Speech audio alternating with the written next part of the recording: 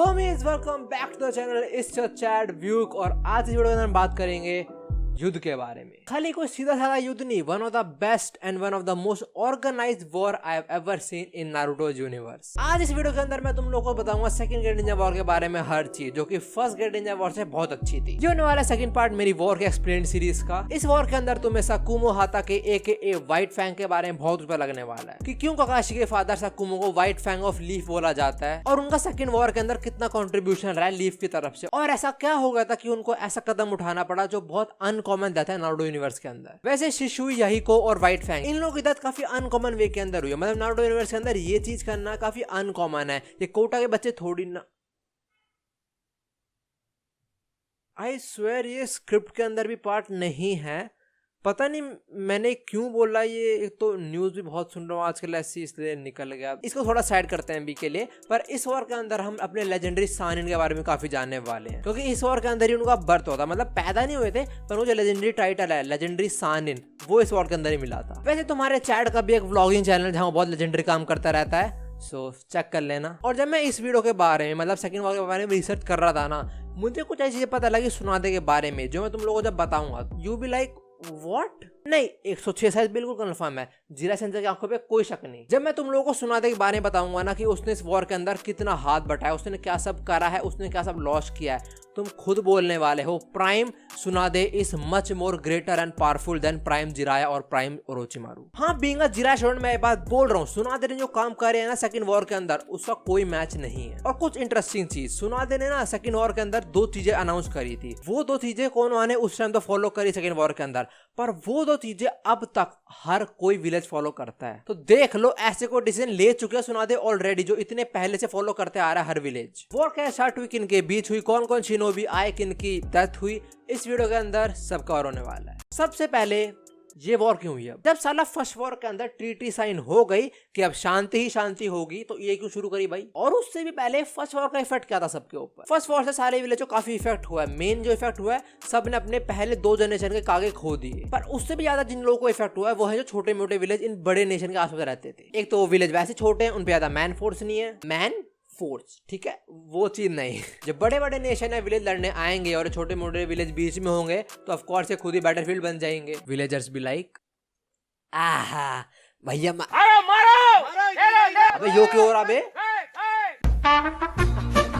First war का effect किन पे हुआ तुम समझ गए, बट सेकंड क्यों स्टार्ट हुई? बहुत simple reason, everyone wanted Tsunade. Main reason was the heat and revenge between the nations. First war के अंदर हमने खोया है मेजरली लैंड्स वगैरह, वो हम वापस ले लें और इससे छोटे मोटे कॉन्फ्लिक्ट शुरू होते हैं, उससे और बड़े and there we go another war. वैसे फर्स्ट वॉर के एंड होने के 20 साल बाद जाके सेकंड वॉर स्टार्ट हुई, तो मतलब कोई तो कमीना बैठा था जिसके 20 साल बाद कीड़े उठे कि यार मेरी उधर लैंड रह गई, मुझे लेके आनी है, चलो मेरे साथ। और ये वॉर स्टार्ट हुई थी मेजरली सैंड, रॉक और हमारे लीफ के बीच में। ये चीज हमें खुद नागाटो ने बताया। देखो ये 3 है बहुत बड़े बड़े नेशन, पर तुम लोग इस मैप पे ध्यान से देखो, इन 3 बड़े नेशन के बीच में कौन सा विलेज आ रहा है? वो है रेन विलेज। अब 3 बड़े नेशन युद्ध में आए हैं और तुम बीच में हो, तुम चाहो तुम ना चाहो तुम घसीटे जाओगे। देखो सारे विलेज के बीच में पहले वॉर का रिवेंज तो वैसे ही था। साथ में सेकंड वॉर के अंदर व्हाइट फैंग ने ससोरी के पेरेंट्स को मार दिया, जो बहुत इंपॉर्टेंट मेंबर से सैंड विलेज के लिए। हाँ वो अकात्सुकी वाला ससोरी। और इसी बात से ये भी पता लगा था कि सैंड और लीफ के बीच में लड़ाई हो रही थी। अब ये था सैंड का लॉस, कोनोहा का लॉस जिसे थोड़ा ज्यादा बड़ा था, क्योंकि सेकंड वॉर के अंदर हमारी सुनादे ने बहुत कुछ खोया है। सुनादे के लिए पहन ली जाइए। सेकंड वॉर के अंदर सुनादे की मेजर 2 लॉस रहे, एक तो उसका लवर का मर जाना और उसका छोटे भाई का मर जाना। और दोनों की डेथ किस विलेज ने करी ये कंफर्म नहीं है, बट कुछ एविडेंस है जो बोलते हैं कि दोनों की डेथ रॉक विलेज नहीं करी है। देखो जो सैंड विलेज था वो या तो सैंड वायर को लेके या फिर पॉइजन वायर को लेके बहुत फेमस था, and on the other hand rock village. Tsunade का लवर जो था डैन, उसकी डेथ हुई थी मेजर ब्लड लॉस से, और सुनादे उस टाइम वहां पे मौजूद थी और वो नहीं बचा पाई डैन को। प्रोबेबली डैन का कोई इंटरनल ऑर्गन तोड़ ही दिया होगा, और सुनादे के पास उस टाइम शायद 100 डीलिंग ना हो, इसलिए वो प्रॉपर एक ऑर्गन ना बना पाई हो, और इंटरनल ऑर्गन ठीक हुआ नहीं, ब्लड लॉस होता गया, ऐसे डैन की डेथ हो गई थी। एंड इफ यू रिमेंबर सुनादे का भाई किसी बॉम्ब ब्लास्ट के अंदर मारा गया था, जो कि देखे लड़ रहा कि माइंस वाला बिछा रखी है, जो प्रॉब्लम मुझे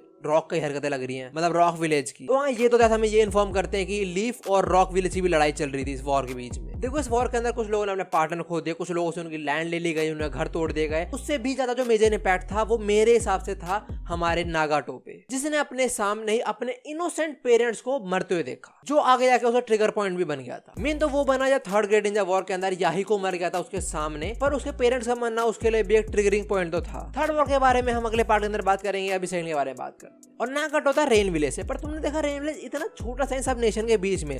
बट एक फैक्ट बताऊं, सेकंड वॉर के अंदर बस एक बंदा, लिटरली एक बंदा था रेन विलेज से जिसने इन तीनों नेशन की फाड़े रख दी थी। सैंड, लीफ, रॉक, इन तीनों के नाक में दम कर दिया एक इंसान ने, और वो था हांजो द सैलामेंडर। सबसे पहली चीज जो हमारा रेन विलेज था वो और सारे विलेज से काफी एडवांस टेक्नोलॉजी को लेके उन्होंने एक ब्लैक सैलामेंडर का वेनम डाल दिया था हांजो के अंदर, मतलब जहर डाल दिया था हांजो के अंदर। काइंड ऑफ उसको टेस्ट सब्जेक्ट इधर ट्रीट करके।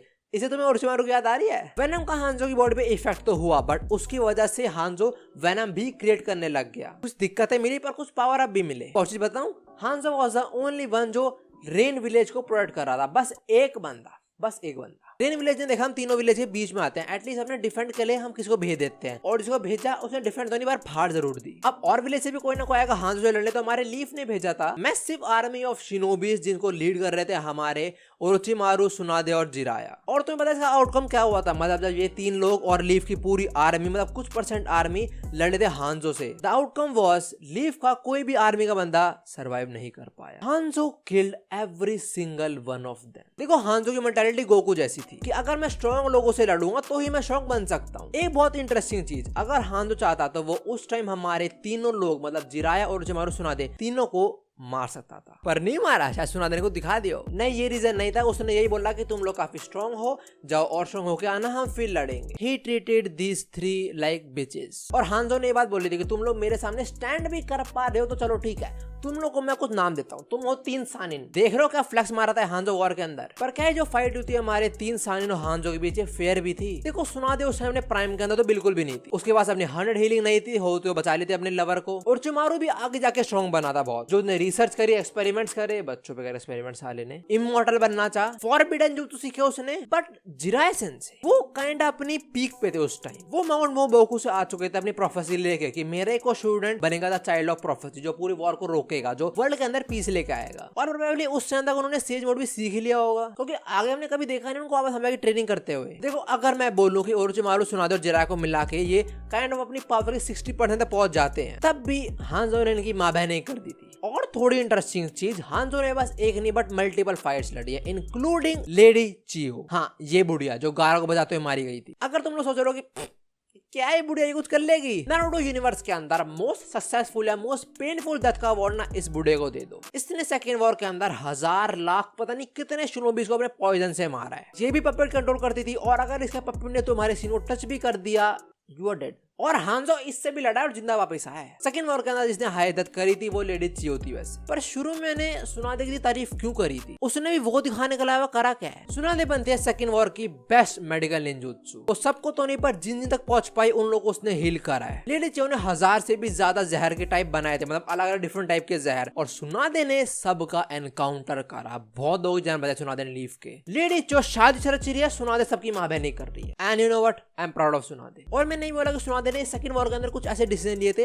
जो अब भी नेशन फॉलो करते हैं। वो क्या है? नंबर 1, सुनादे ने ये डिसाइड करा था कि आगे से वॉर या कहीं भी कोई टीम जाएगी तो वो 3 लोगों की टीम जाएगी, और सेकंड वाला कि उस टीम के अंदर एटलीस्ट एक मेडिकल निंजुत्सु होना चाहिए, जो कि तुम देखो अब हर कोई करता है ये चीज। तो हाँ, कुछ यही मेन रीजन है कि मैंने इस वॉर को इतना ऑर्गेनाइज वॉर भी बोला है। First war was like chaos. Assume करो क्रिकेट का मैच चल रहा है और बॉल राइट साइड गई, विकेट कीपर भाग रहा है बॉल के लिए, विकेट कीपर छोड़ो लेफ्ट से बंदा आ रहा है राइट बॉल पकड़ने के लिए। मतलब इतना कुछ केओस हो रहा है फर्स्ट वॉर के अंदर। कभी कोई इधर लड़ रहा है, कभी कोई उधर लड़ रहा है, एक टीम आ रही है 20 लोगों को लेके, 25-25, समझ नहीं आ रहा किसको झुकाना है किसको नहीं। सेकंड वॉर के अंदर सीधा कागे भी नहीं गए, उन्होंने अपनी अपनी आर्मी और पावरफुल शिनोबीज भेजे। फर्स्ट वॉर के अंदर तो आर्मी भी जा रही है, कागे भी जा रहे हैं, लोग भी जा रहे हैं, सब घुस जा रहे हैं। Second was a little bit managed. और सुनादे कि ये कुछ डिसीजन ही है जिनकी वजह से लीफ सेकंड वॉर जीती थी। कैजुअलिटी बहुत आई पर जीते भी यही लोग, क्योंकि डेथ रेट काफी कम हो गया था लीफ का, थैंक्स टू मैं सुनादे।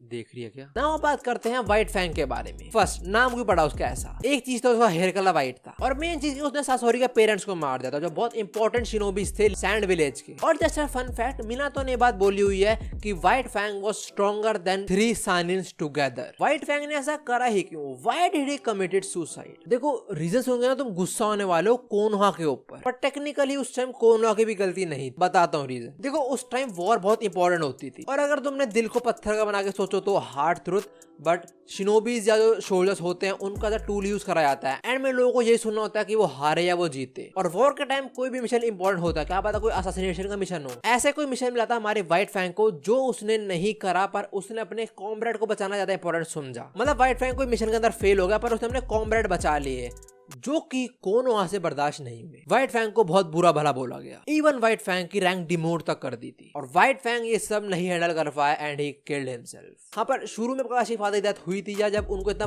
बुरा भला बोला गया था, तब ककाशी अपने फादर सपोर्ट नहीं कर रहा था। तो ककाशी की मेंटालिटी यही रही है शुरू में कि मिशन इंपॉर्टेंट है, कॉम्बैट नहीं। इसलिए यह थर्ड वॉर के अंदर रीन किडनैप हो गई थी, बस ओबितो कहता उसे बचाने। ककाशी बोलता है mission is important not the combat. पर ककाशी की ये मेंटालिटी भी कुछ टाइम के अंदर चेंज हो गई थी और वो समझ गया था कि उसके फादर ने उस टाइम सही डिसीजन लिया था। सो एट द एंड ककाशी के अंदर रिस्पेक्ट थी अपने फादर को लेके। और सेकंड वॉर के एंड में आते आते हमारे जिराई सेंसेई भी अपनी मौत से मिल गए थे। मतलब उन्होंने याहिको, कोनन और नागाटो को ढूंढ लिया था, और इनमें से एक को उन्होंने चाइल्ड ऑफ प्रोफेसी समझा, उनके साथ काफी टाइम स्पेंड करा, उन्हें ट्रेनिंग करा। और तुम्हें बताया क्या हुआ था। देखो, सेकंड वॉर इतने बड़े लेवल पे नहीं हुई थी, सारे के सारे काके जिंदा ही रहे थे इसके अंदर, पर इस वॉर से जो चेंजेस आए वो बहुत बड़े बड़े थे। जैसे टीम के अंदर 3 मेंबर हो जाना और एक मेडिकल निंजुत्सु, और हमारे याहिको, कोनन और नागाटो ने जिराई सेंसेई के अंदर ट्रेनिंग करते थे ये समझ लिया था कि हमें एक ग्रुप बनाना पड़ेगा जो इन वॉर को रोकेगा। और पता उन्होंने क्या बनाया? हाँ, अकात्सुकी वॉज बिल्ड, मतलब शुरू में अकात्सुकी बनाया गया था वॉर को रोकने के लिए। What an irony. आ गया तुम्हें पता है इन्होंने कैसे युद्ध रोके हैं। सो मिस ये सब था हमारी सेकंड ग्रेट निंजा वॉर के बारे में। अब मीटअप की बात। जो भी लोग दिल्ली में रहते हैं, हम लोग मिलने वाले हैं 21 अप्रैल को